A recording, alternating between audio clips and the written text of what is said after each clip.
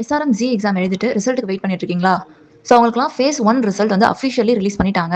மே 5th 3 பிஎம்க்கு அஃபிஷியலாவே release பண்ணிட்டாங்க. யாரெல்லாம் result check பண்ணலையோ உடனே போய் செக் பண்ணிக்கோங்க. ஃபேஸ் 1ஓட சாய்ஸ் ஃபில்லிங் எப்போ அப்படின்னு பார்த்தீங்கன்னா 7th மே ஸ்டார்ட் ஆகி 10th மே 11 பிஎம்க்கு ஃபினிஷ் ஆகுது. Allotment and counselling fees dates பார்த்தீங்கன்னா 14th மே டு 25th மே வரைக்கும் டைம் இருக்கு. ஃபுல் ஃபீஸ் பார்த்தீங்கன்னா 35th மே நைட் 11 பிஎம்க்கு க்ளோஸ் ஆகுது. கவுன்சிலிங் பார்த்தீங்கன்னா ஃபுல்லாகவே ஆன்லைன் தான், ஆஃப்லைன் கிடையாது.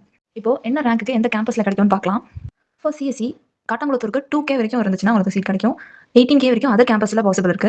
ஏஐஎம்எல் பார்த்தீங்கன்னா 4K வரைக்கும் காட்டாங்குளத்தூரில் பாசிபிள். 20K வந்துட்டு அதர் கேம்பஸ்க்கு பாசிபிள். சிஎஸ்சி ஸ்பெஷலைசேஷனுக்கு பார்த்தீங்கன்னா காட்டாங்குளத்தூரில் 10K வரைக்கும் சீட் அலாட் பண்ணுவாங்க. 30K வரைக்கும் அதர் கேம்பஸில் சீட் அலாட் பண்ணுவாங்க. சிஎஸ்சிக்கு பார்த்தீங்கன்னா காட்டாங்குளத்தூரில் 15K ரேங்க் வரைக்கும் சீட் அலாட் பண்ணுவாங்க. அதர் கேம்பஸ்க்கு 32K வரைக்கும் அலாட் பண்ணுவாங்க. தென் ஐடி பார்த்தீங்கன்னா 13K காட்டாங்குளத்தூருக்கு, 22K வந்துட்டு அதர் கேம்பஸ்க்கு. ட்ரிபிள் பார்த்தீங்கன்னா காட்டாங்குளத்தூரில் 26K வேணும், அதர் கேம்பஸ்க்கு 38K இருந்தால் போதும். மெக்கானிக்கலுக்கு பார்த்தீங்கன்னா காட்டாங்குளத்தூரில் 29K வேணும், அதர் கேம்பஸ்க்கு 40K இருந்தால் போதும்.